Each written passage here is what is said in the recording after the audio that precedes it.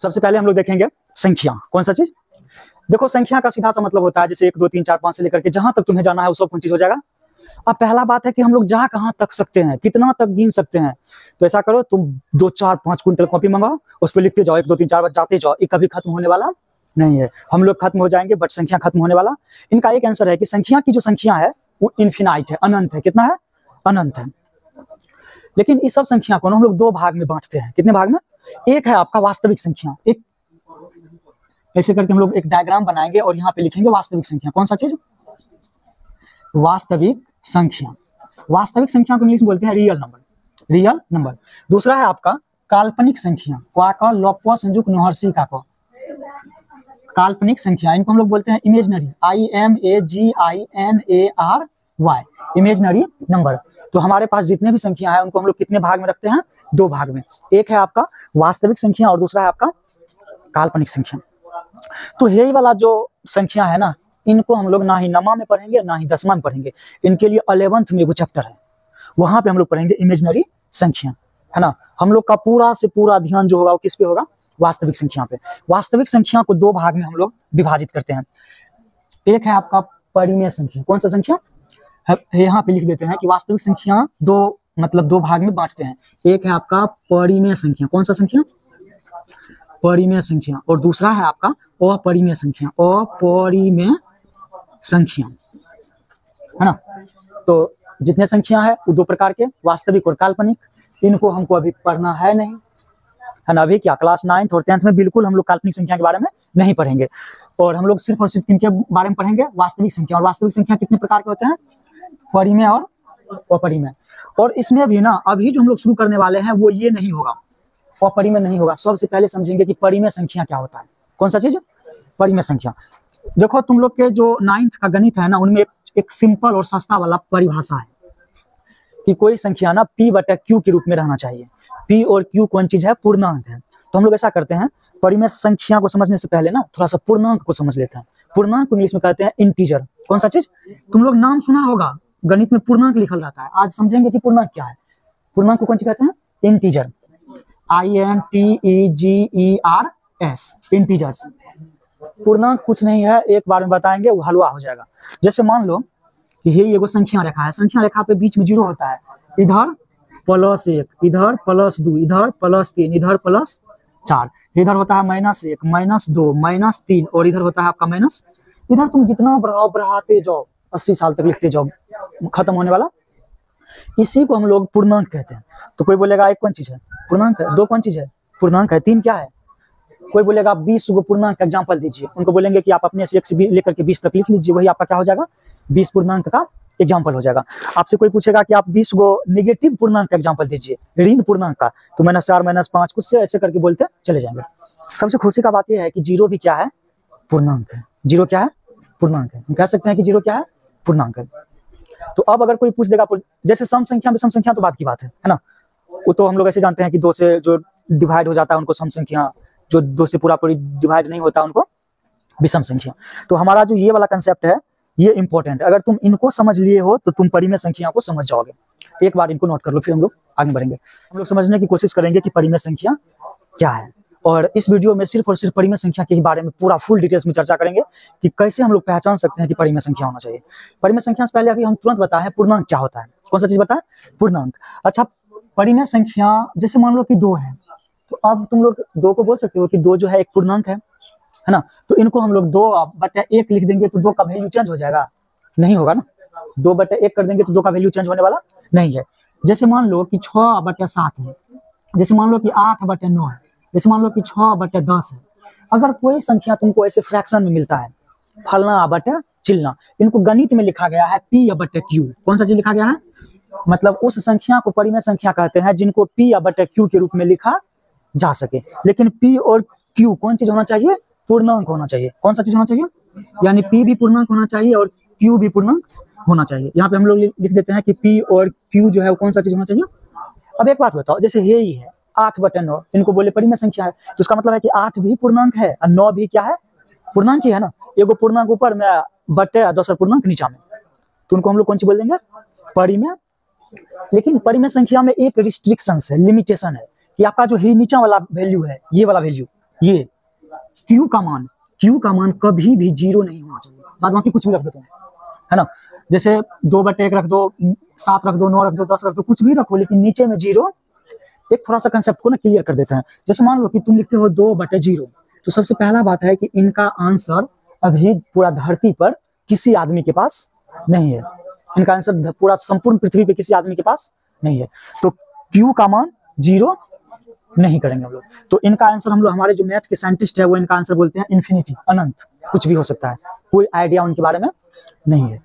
तो इस बात को नोट मतलब ध्यान में रखना है। और वैसे भी तुम जब पूरा 9th पढ़ोगे, 10th पढ़ोगे, तुमको ऐसा कोई कंडीशन नहीं आएगा जहां पे तुमको इस प्रकार का कोई भी हिसाब आएगा या सवाल आएगा जहां पे ऐसा लिखा रहे कि फलना बटे 0 आएगा, 20/0 आएगा। पूरा गणित में, क्लास 10 तक के गणित में ये सवाल आने वाला नहीं, आएगा ही नहीं। अगर कहीं आ रहा है तो तुम समझ लेना कि हम गलती सवाल बनाए हैं। कौन सा सवाल बनाया है? गलती, मतलब हम गलती बनाए हैं, सवाल गलत नहीं है, बनाने का तरीका क्या है, गलत है। 11th में भी तुम जाओगे तो यहाँ इन्फिनिटी 11th में भी कम आएगा, 12th में भी कम आएगा। हायर एजुकेशन में थोड़ा सा इनका वैल्यू बढ़ता है, जहाँ पे रिसर्च की बात की जाती है। तो जब भी तुमको नीचा में 0 आ जाए, तुम समझ लेना कि हमरो कुछ ना कुछ आगा में गलती हुआ है। ऊपर में 0 आ सकता है, ऊपर में 0। अच्छा, 0 क्या है? यहाँ पे लिखते हैं कि 0 क्या है, परिमेय संख्या है कि नहीं है, इनको हम लोग चेक कर लेते हैं। जैसे तुमसे पूछेगा कोई कि ये 5 है तो परिमेय संख्या, तो हम लोग कह सकते हैं कि 5 को तो इतना भी लिख देंगे तो कोई फर्क पड़ने वाला नहीं है, तो 5 कौन चीज हो गया, मतलब P/Q के रूप में हम लोग इनको लिख सकते हैं। 0 क्या है, 0 को चेक कर लेते हैं। 0 को हम 0/5 लिख देंगे तो कोई फर्क पड़ेगा, कि 0 ये आ जाएगा। लेकिन इस चक्कर में हम P/Q लिख दिए हैं इनको। P का मान है ये और Q का मान है ये, है ना। तो 0 कौन चीज हो जाएगा, 0 हो जाएगा परिमेय संख्या। तो इस बात को ध्यान रखना है कि कौन परिमेय संख्या है और कौन परिमेय संख्या नहीं है। और परिमेय संख्या को पहचानने का ना ये एगो छोटका सा नियम है, ये है आपका टेलर। इतना चीज जानने से हम लोग नहीं पहचान पाएंगे कि परिमेय संख्या है कि नहीं, पहचान पाएंगे लेकिन कुछ कुछ चीज अभी भी हाथ से निकल जाएगा। तो एक चीज हम लोग और यहाँ पे नोट कर लेते हैं। अच्छा, ये P और जो Q है कौन चीज है, पूर्णांक है ना, तो माइनस में भी हो सकता है। वो किस चीज में हो जाएगा, जैसे मान लो कोई पूछेगा तुमको -3 परिमेय संख्या है, तो हाँ भाई -3 को ऐसे लिख सकते हैं, P/Q के रूप में हो गया ना, तो है तो है। अगर आपसे ऐसा करके बोल दिया कि 20/25 सही है, तो ये तो है ही है। तो परिमेय संख्या का जो सीधा मतलब है वो ये है कि वो P/Q के फॉर्म में होना चाहिए। अगर ऐसा है तो परिमेय संख्या है। एक बार इनको नोट करो, फिर थोड़ा सा हम लोग और जानेंगे परिमेय संख्या के बारे में। अच्छा, हमारे पास कुछ और पैटर्न्स है, उनको भी हम लोग देख लेते हैं कि परिमेय संख्या होगा कि नहीं होगा। जैसे मान लो कि तुमको ऐसे करके लिखा है 0.75, अब बताओ कि परिमेय संख्या होगा कि नहीं होगा। तो सबसे पहले हम लोग क्या करते हैं, इनका जो पॉइंट है उनको हटाते हैं। तो ई आपका हो जाएगा 75/100, तो ये कितना हो जाएगा, 25 दिया 75 और 25 चौका 100। देख लो, है ना परिमेय संख्या, ऊपर भी पूर्णांक नीचे भी पूर्णांक, तो इनको हम लोग कौन सी बोल देंगे, परिमेय संख्या। अच्छा, एक बात और बताओ, मान लो कि ऐसा है 0.3333333 ये आते रहा है। अब बताओ कि ई परिमेय संख्या होगा कि नहीं होगा।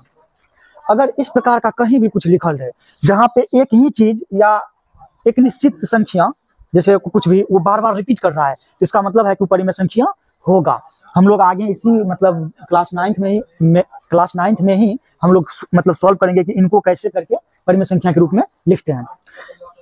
तो इनको हम लोग लिखते हैं 3 पर बार, है ना, ऐसे करके। इसका मतलब है कि 3 बार रिपीट हो रहा है। लेकिन अगर इसी में तुमको ऐसे करके हम लिख दे 3870657087065 कोई एक फिक्स पैटर्न नहीं है, वो कुछ भी फॉलो नहीं कर रहा है। यहाँ पे तो चलो 3 था, एक चीज बार बार रिपीट हो रहा था, तो हम बोलते परिमेय संख्या। लेकिन इसी सवाल को अगर हम ऐसे करके कोई संख्या लिखे तो ई आपका परिमेय संख्या होने वाला नहीं है।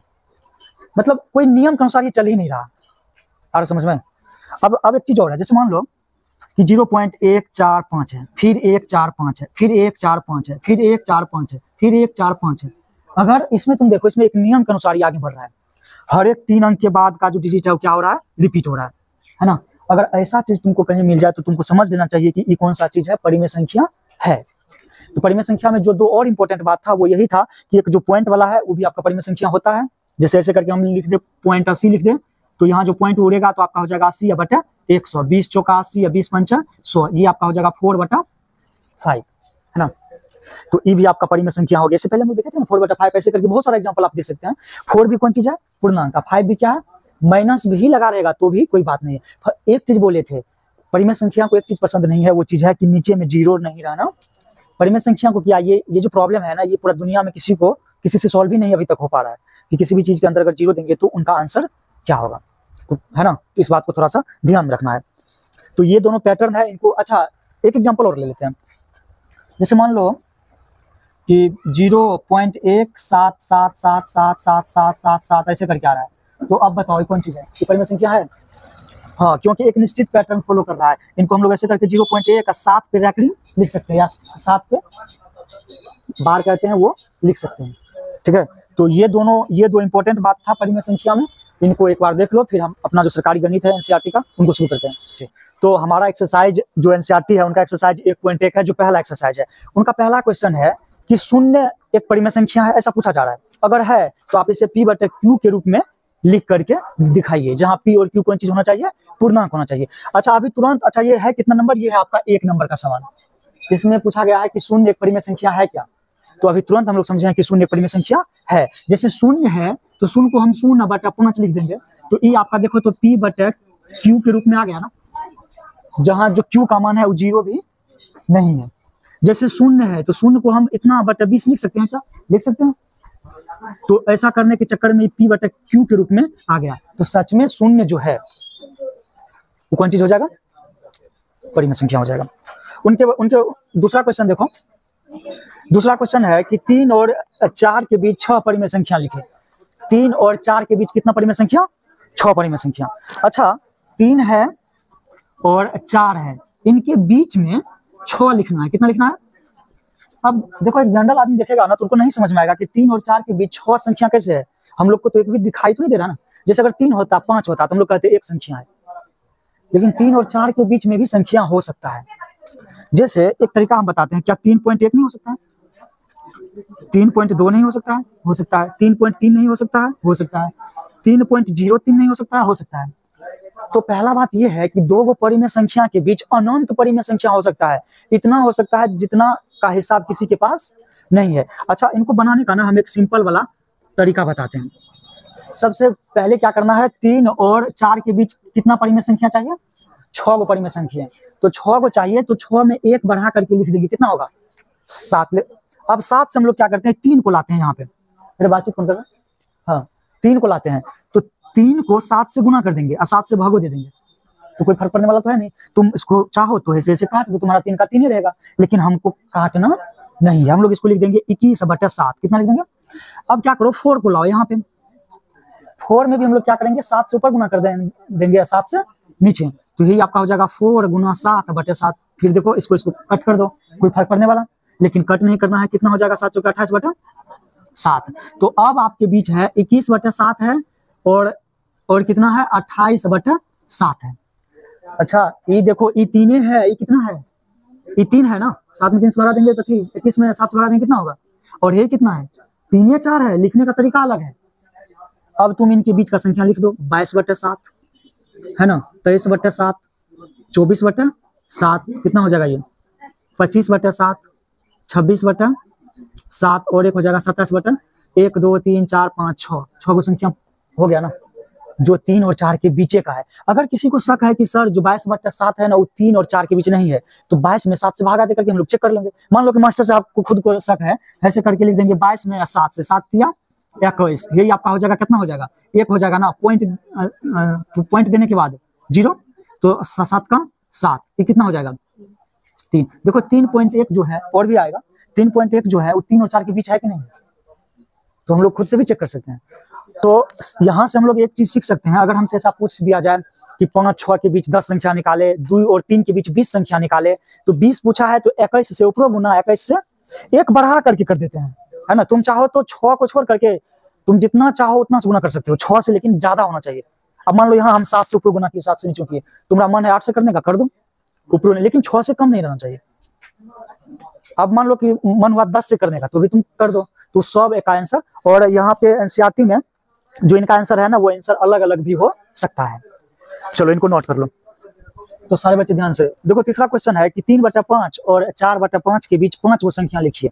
हम थोड़ा सा सवाल लिख देते हैं, यही है 3/5, यही है 4/5, इनके बीच ना 5 वो संख्या लिखना है, और 5 को कौन सा संख्या लिखना है, परिमेय संख्या। तो सबसे पहले क्या करते हैं, अच्छा ऐसा बताए थे ना 5 लिखना है तो 6 से गुना कर देंगे, 5 को छोड़ करके जितना से मन होगा उतना से गुना कर सकते हैं। मान लो कि अब की बार मन हुआ 8 से गुना करने का, तो 8 से करके देख लेते हैं।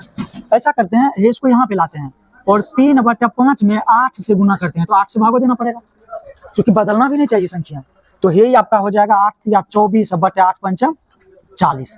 ये है कितना, ये 3/5 है ना। फिर इनको तुम 8 से भागा दे दो, 8 या 24 8 पंचा 40।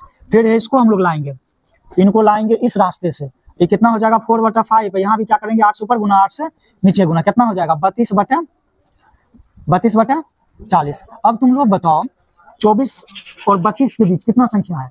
हम लोग इतना लिख सकते हैं 25/40, 32 तक तो जा ही सकते हैं। हम लोग चाहे तो कितना लिख देंगे 26/40, 27/40, फिर ये आपका हो जाएगा 28/40, फिर ये आपका हो जाएगा 29/।